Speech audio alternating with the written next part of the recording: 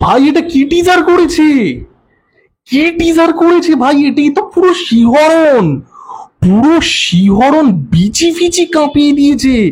মানে proper vibe আছে তাণ্ডবের টিজারের মধ্যে। মানে অনেক সময় হয় না যে গান শুনে it just makes you wanna move, তাণ্ডবের টিজারটা দেখে আমার মনে হচ্ছিল যে এইসব এই থ্রি কোয়ার্টার প্যান্ট ফ্যান দিয়ে হবে না।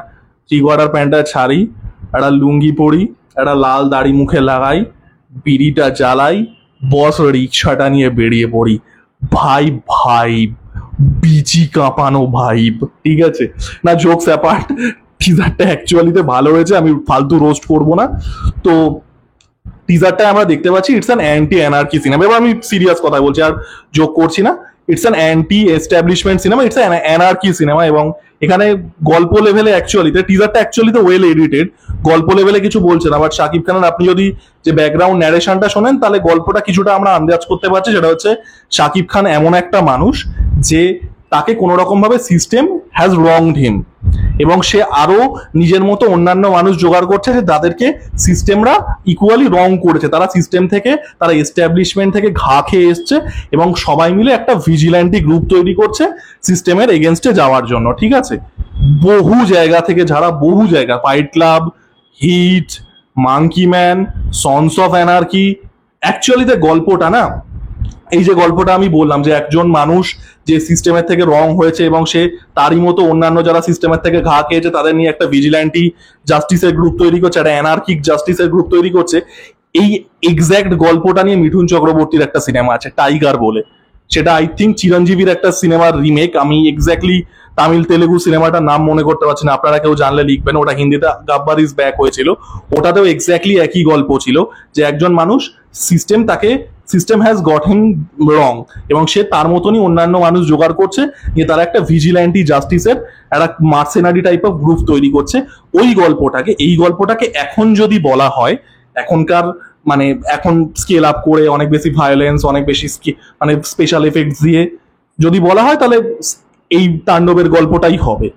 মানে সিনেমা এইভাবেই তৈরি হয়, গল্প একই থাকে, টেকনোলজিটা পাল্টে যায়, এক্সিকিউশনটা পাল্টে যায়, গল্প একই থাকে। তো এটা কাইন্ড অফ ওই টাইগারের গল্পটাই, ওই একজন মানুষ যাকে সিস্টেম রং করছে, তা সে নিজের একটা গ্রুপ অফ মার্সেনারিজ তৈরি করছে, নিয়ে সিস্টেমের এগেনস্টে প্রতিশোধ নিচ্ছে। এবার এই জিনিসটা পুরোপুরিভাবে বাংলাদেশের এখনকার যে পলিটিক্যাল ক্লাইমেট সেটাকে ক্যাশ ইন করছে। গত বছর আপনারা প্রত্যেকে জানেন যে শেখ হাসিনার গভর্নমেন্ট যেটা ছিল সেটাকে টপেল করা হয়েছে স্টুডেন্ট প্রোটেস্টের নাম করে। এই সিনেমাটা সিকুয়াল বাই দ্য ওয়ে আসবে, সেটার নাম হচ্ছে মহাতাণ্ডব, ঠিক আছে? যখন শেখ হাসিনা বাংলাদেশে ফিরবে, ওটা আমি লাইভ অ্যাকশনে দেখবো। লাইভ অ্যাকশনে দেখবো মানে লাইভ দেখবো, মানে মানে মানুষে দেখবো।